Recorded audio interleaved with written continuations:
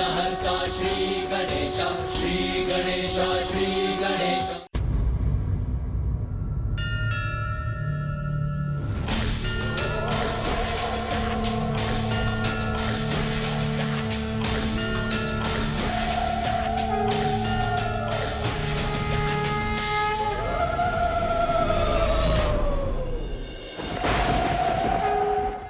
अब मुझे जाना चाहिए।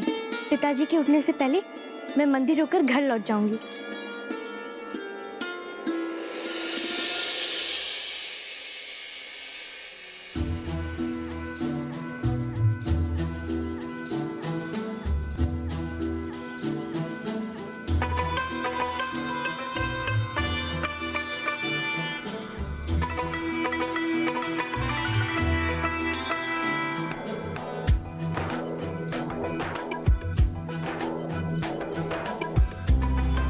यदि यशोदा मैया ने आपको इस अवस्था में देखा होता तो अवश्य दंड मिलता आपको। किंतु कान्हा, ये क्यों किया तुमने? क्या कारण था इसका? मेरी भक्त की भावना, उसी की रक्षा कर रहा था मैं। अपने जन्म दिवस पर वो नवीन वस्त्र धारण कर मेरे दर्शन करने को ललायत थी, और उसके लिए उसने बहुत श्रम भी किया, क्योंकि वो मुझे प्रसन्न करना चाहती थी, और मैं भी चाहता था कि उसे अपने मनोरथ में सफलता प्राप्त हो। इसीलिए उसके मन की प्रसन्नता के लिए मैंने भी थोड़ा श्रम कर ही लिया। प्रभु, साधारण नहीं असाधारण श्रम किया है आपने। अब आप सब लोग मुझे क्षमा कीजिए। उसके लौटने के पूर्व मुझे मंदिर भी पहुंचना होगा।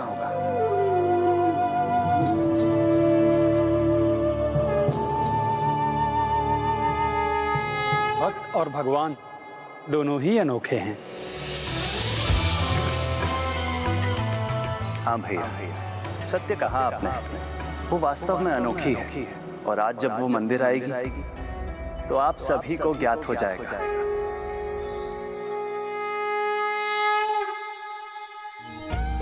और फिर अपनी उस नन्ही भक्त से भेंट करने को आतुर उसकी उत्सुकता में प्रभु जगन्नाथ उन्हीं वस्त्रों में मंदिर में विराजमान हो गए और अपनी भक्ति की प्रतीक्षा करने लगे।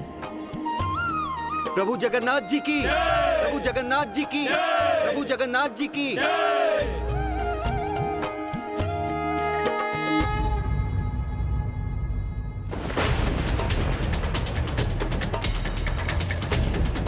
प्रभु के वस्त्रों की ऐसी दशा कैसे हो गई? महाराज ने देखा तो अत्यंत क्रोधित होंगे। उन्होंने स्वयं आकर प्रभु के लिए नए वस्त्र पहुंचाए थे। जय श्री जगन्नाथ जी प्रभु, जय श्री जगन्नाथ जी प्रभु, जय श्री जगन्नाथ जी प्रभु, जय श्री जगन्नाथ जी प्रभु, जय श्री जगन्नाथ जी, जय श्री जगन्नाथ जी प्रभु। प्रणाम प्रभु। अब महाराज की दृष्टि प्रभु के वस्त्रों में पड़ेगी।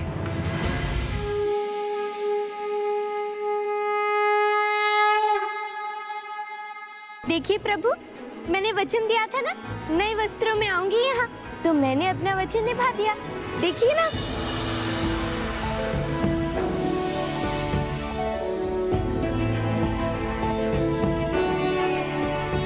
रंग भी लाल चुना है मैंने, माता का सबसे प्रिय रंग। पिताजी कह रहे थे कि मैं माता लक्ष्मी की बालिका स्वरूप लग रही हूँ। बताइए ना प्रभु, मैं कैसी लग रही हूँ?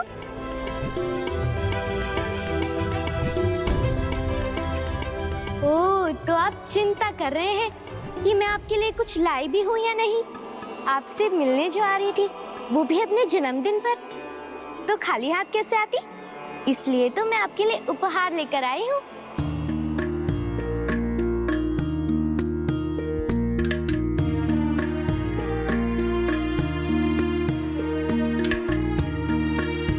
कुछ पकाने का तो समय नहीं था, तो वो तो मैं अगली बार ही लाऊंगी। बिटिया, तुमने क्या छिपा रखा है? संकोच मत करो बिटिया, तुम जो भी लाई हो प्रभु उसे पाकर प्रसन्न होंगे।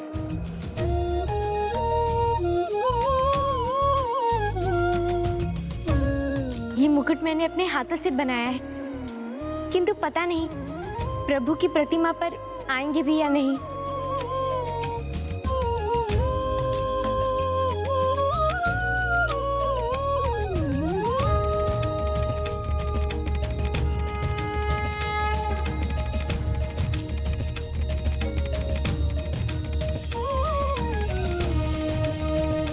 मैं जब मुकुट लाई थी वो तो बहुत ही छोटे थे, किंतु पता नहीं प्रभु की प्रतिमा पर कैसे आ गए। मैंने कहा था ना, प्रभु के लिए यदि सच्चे मन से कुछ करो तो उन्हें अवश्य भाता है। वो प्रसन्न है, इसीलिए तो उन्होंने तुम्हारे मुकुट को स्वीकार कर लिया है।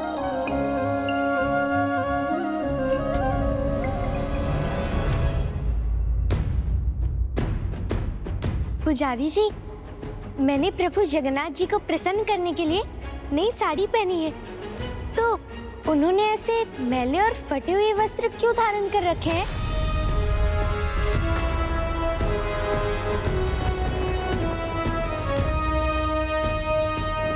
खेत में तो कार्य मैं करके आ रही हूँ, किंतु ऐसा लग रहा है कि मैं नहीं प्रभु थे वहाँ।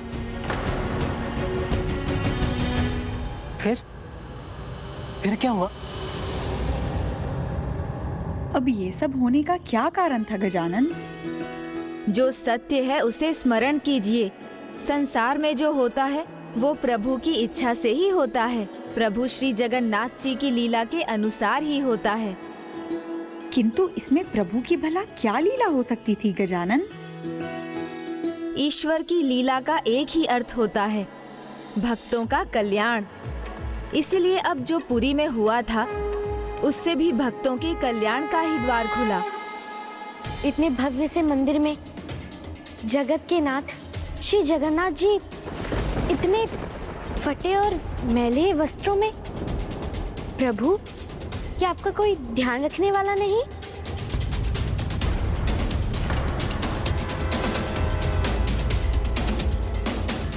कान्हा, अब तुम ही बताओ अपनी इस नन्ही भक्त को कि उसकी सेवा में ही तुम मैले हुए हो। समय व्यक्ति को जीवन के प्रत्येक रंग से परिचित करवा देता है। और रही मेरी बात, मैं मैला नहीं हुआ, मैं तो अपनी नन्ही भक्त की भक्ति में रंग गया। और इसकी नन्ही भक्ति का रंग केवल मेरे वस्त्रों पर ही नहीं, अपितु मेरे मन पर भी चढ़ गया। किंतु ये राजा को कैसे ज्ञात होगा?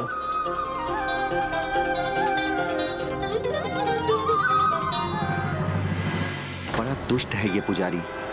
प्रभु के लिए मैं जो वस्त्र लाया था, लगता है वो इसने मोल दे दिए। पता नहीं कब से ये सब कर रहा है ये, किंतु अब मैं ऐसा फिर कभी नहीं होने दूंगा। मैंने तो नए वस्त्र ही पहनाए थे, अब तो प्रभु ही जाने ये कैसे क्या। प्रभु आप ही रक्षा कीजिए। ये लीला तो मुझे समझ में नहीं आई। प्रभु की आंखों के सामने उनके ही भक्त को अनुचित दंड मिलने वाला था। किंतु प्रभु, आपने कहा प्रभु लीला से भक्तों का कल्याण होता है। यहाँ तो जिन्होंने सदा प्रभु के जीवन भर सेवा की वो दंडित होने जा रहे थे, इसमें भला क्या कल्याण? को देवता रहस्यानि तारका यिष्यति। प्रभु श्री हरि नारायण की तो हर लीला निराली है, उसे भला कौन समझ सका है? प्रभु की लीला तो तभी समझ में आती है जब वो चाहते हैं। समय से पहले उसे समझना असंभव है।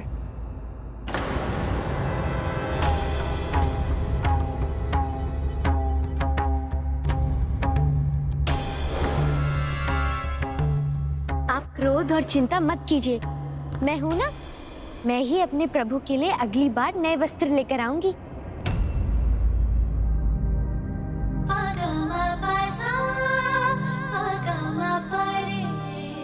भक्ति के इस अद्भुत भाव का आनंद प्राप्त करना ही अपने आप में एक परम सौभाग्य है। जगत की चिंता का भार उठाने वाले जगन्नाथ की चिंता एक नन्ही सी बालिका कर रही है। मुझे पूर्ण विश्वास है प्रभु बहुत प्रसन्न होंगे।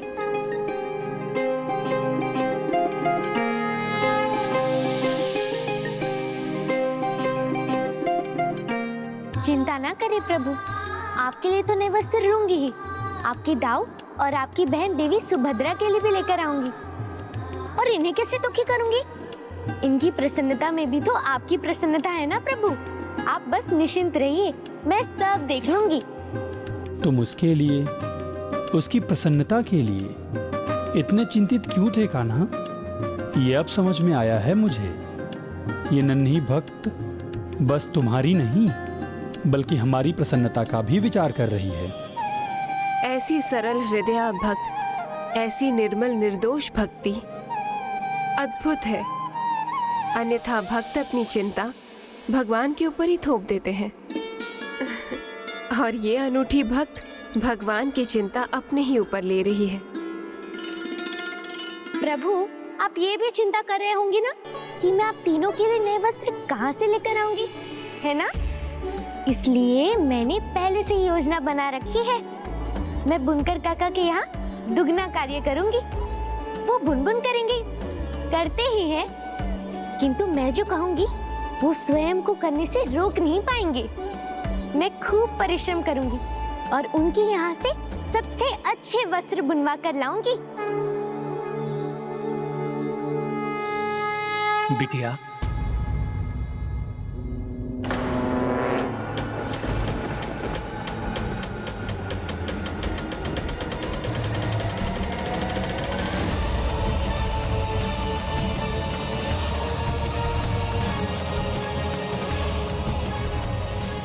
इस दुष्ट के कारण सब व्यर्थ हो गया। क्षमा करना बिटिया, मैं तुम्हें तुम्हारी नई साड़ी नहीं दे पाया। तैयार तो कर रखी थी, लेकिन इस दुष्ट ने उसे बाहर फेंक दी। इसने जो भी किया उसका दंड इसे भगवान ने दे भी दिया। तुम्हारी नई साड़ी बाहर फेंकने के बाद इसने झांक कर देखने का प्रयास किया और बाद में स्वयं ही आहत हो गया। देखो तो कहाँ गिरी वो साड़ी, कहाँ चली गई ये साड़ी?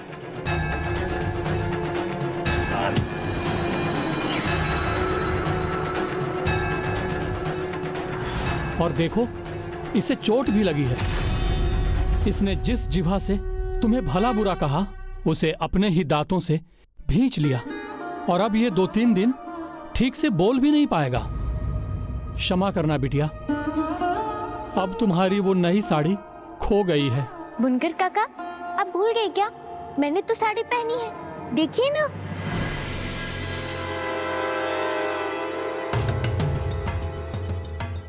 उसने तो वही साड़ी पहनी हुई है।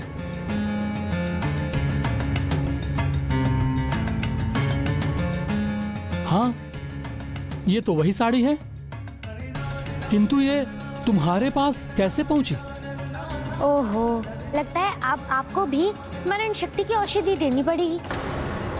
आप ही ने तो इसे गौरी दीदी को दिया मुझ तक पहुंचाने के लिए, ये कहकर कि इसे मैंने अर्जित किया है। मुझे तो बाहर जाना था और गौरी बिटिया से तो मैं मिला भी नहीं। जाने का साधन नहीं था तो मुझे लौटकर आना पड़ा और लौटकर आया तो देखा कि इस मूर्ख के कारण मुझे देर हो गई और इसने तुम्हारी साड़ी बाहर फेंक दी। तो फिर ये मेरे पास कैसे पहुंची? और कैसे? प्रभु जगन्नाथ जी की ही कृपा से। प्रभु ही अपने भक्तों का सदा ध्यान रखते हैं और मुझे तो लगता है इसमें भी प्रभु की ही कोई लीला है, क्योंकि जैसे भक्त अपने भगवान को प्रसन्न रखने के लिए सब कुछ करते हैं, वैसे ही भगवान भी अपने भक्त की प्रसन्नता का पूरा ध्यान रखते हैं और उनके मेले वस्त्रों के पीछे भी अवश्य उनकी ही कोई लीला है। अच्छा जी, तो प्रभु के लिए दिए नए वस्त्रों के स्थान पर पुराने वस्त्र पहनाने की अपनी धूर्तता को ढकने के लिए ये प्रभु की लीला का बहाना बना रहा है। पुजारी है, किंतु मन कितना काला है इसका।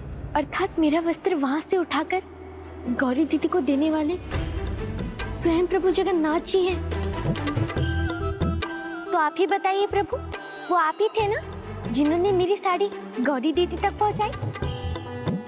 तो फिर अब मुझसे मिलने क्यों नहीं आए, मुझसे बात क्यों नहीं की?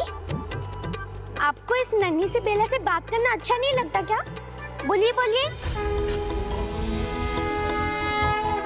आप चुप क्यों खड़े हैं? बोलिए ना, वो आप ही थे ना?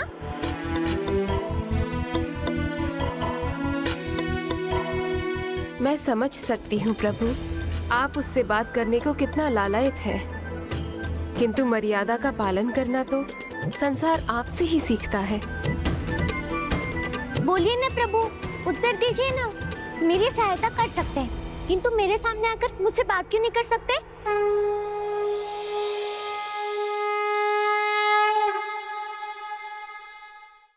थी तो कहा उसने, प्रभु जगन्नाथ जी मेरे साथ भी तो कुछ ऐसा ही कर रहे हैं। मेरे कष्ट अपने ऊपर ले लिए, मुझ तक एक भी कोड़े का कष्ट पहुंचने नहीं दिया, किंतु इसमें उन्हें कोई समस्या नहीं कि मैं यहाँ उनसे भेंट करने के लिए प्रतीक्षा कर रहा हूँ, तड़प रहा हूँ, और वो नहीं आ रहे। मैंने कहा था ना, प्रभु की लीला समय से पहले कहाँ समझ आती है, किंतु बेला समझ गई थी उसके प्रभु उसकी सहायता कर रहे हैं, इसलिए उसने प्रभु से बस एक ही प्रार्थना की। कैसी प्रार्थना की उसने? प्रभु के दर्शन पाने की? नहीं। उचित है फिर, यदि आपको मुझसे बात नहीं करनी तो मत कीजिए, दर्शन नहीं देने मत दीजिए। मैं प्रतीक्षा करूंगी और आपको मेरी सहायता करनी पड़ेगी। मेरे प्रभु कुछ कहते क्यों नहीं मुझसे? मैंने इतना कुछ पूछा, इतना कुछ कहा, फिर भी उन्होंने एक शब्द भी नहीं कहा मुझसे। किंतु मैं जो कह रही हूँ वो ये सुन तो पा रहे हैं ना पुजारी जी? एक सहायता चाहिए मुझे प्रभु से, किंतु कैसे मांगू? अपनी बात इन तक कैसे पहुँचाऊं? तुम्हारा प्रत्येक शब्द प्रभु के सीधा हृदय तक पहुंच रहा है बिटिया। स्वयं दोषी होकर भी भक्ति की बड़ी बड़ी बातें कर रहा है। तभी तो प्रभु तुम्हारी सहायता करने आए। किंतु अब मुझे कैसे ज्ञात होगा कि प्रभु ने मेरी प्रार्थना सुन ली?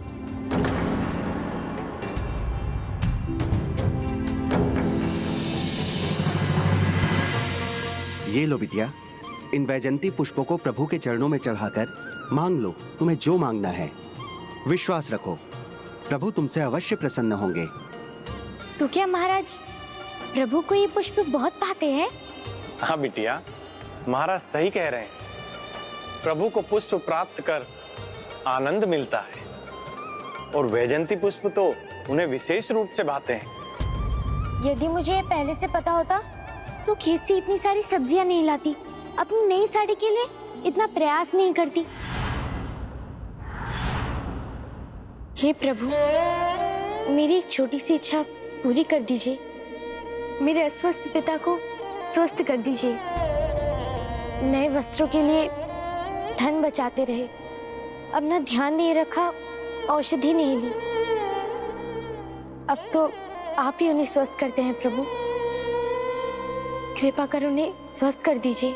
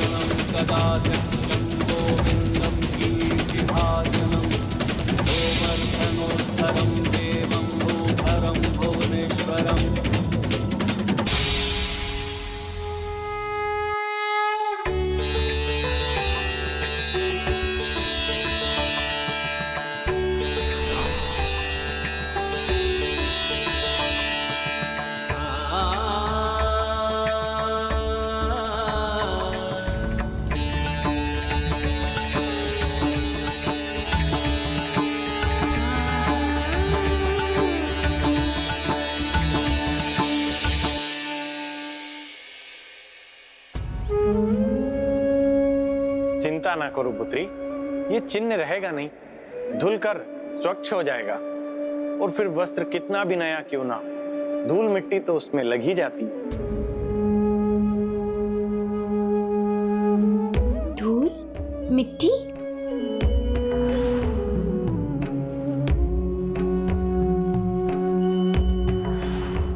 फिर पहले कैसे बची रहेगी मेरी साड़ी?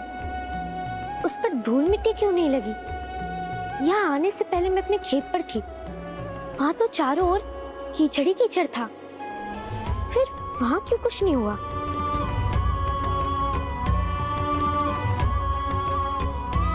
किंतु प्रभु जगन्नाथ जी, वो तो पूरे समय मंदिर में ही थे, कहीं गए भी नहीं। तो उनके वस्त्र कीचड़ से सने कैसे भला?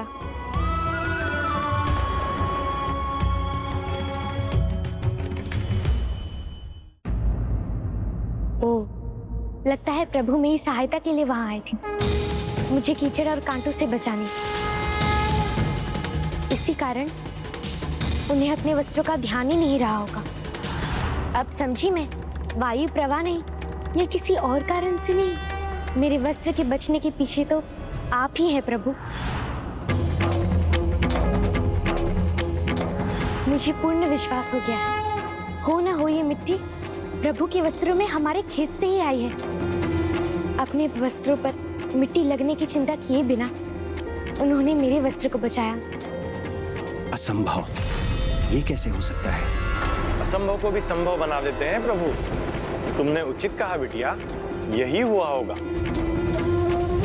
अन्यथा उनके वस्त्र मैले होने का तो कोई कारण ही नहीं है। बस पुजारी जी,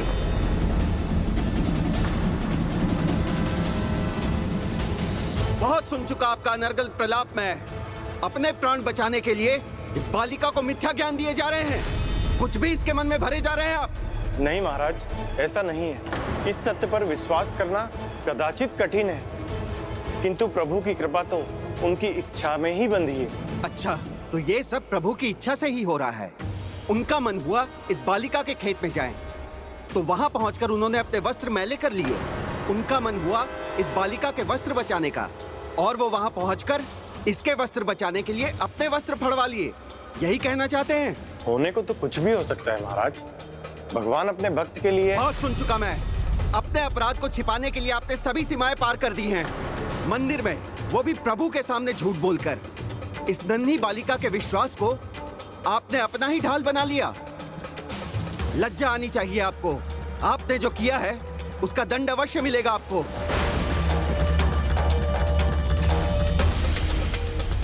देखो बिटिया, ये सत्य है, प्रभु की कृपा से विपदाएं टल जाती हैं, कठिनाइयों में सहायता मिल जाती है, बिगड़े हुए कार्य सुधर जाते हैं। किंतु ये कलयुग है, और कलयुग में प्रभु साक्षात सहायता करने नहीं आते।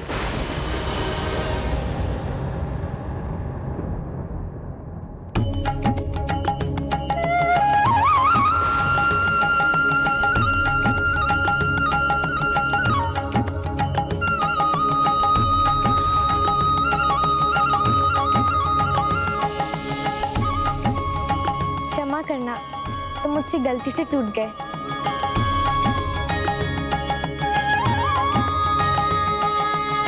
ये सूखा पत्ता जो वहां मेरे हाथों से उड़ गया था, वो प्रभु के वस्त्रों में लगा है, अर्थात प्रभु ही स्वयं थे वहां। ये विश्वास है मुझे। प्रभु में विश्वास रखना ये अच्छी बात है, किंतु इन पुजारी जी की बातों पर विश्वास मत करो, क्योंकि इन्होंने जो अपराध किया है उसके दंड से बचने के लिए ही ये इतने झूठ कह रहे हैं। नहीं महाराज, पुजारी जी झूठ नहीं बोल रहे हैं। इन्होंने जो कहा वो सत्य है। मेरे खेत पर बहुत कीचड़ है, बहुत कांटे हैं। पिताजी सदा कहते हैं सतर्क रहने को, किंतु मुझे यहाँ शीघ्र आना था, इसलिए मैं सतर्क नहीं थी। मेरे वस्त्र अनछुए कैसे रह गए? इसलिए ना प्रभु स्वयं थे वहाँ। और ये पत्ता प्रभु के जो वस्त्र में लगा है, ये इसी का प्रमाण है।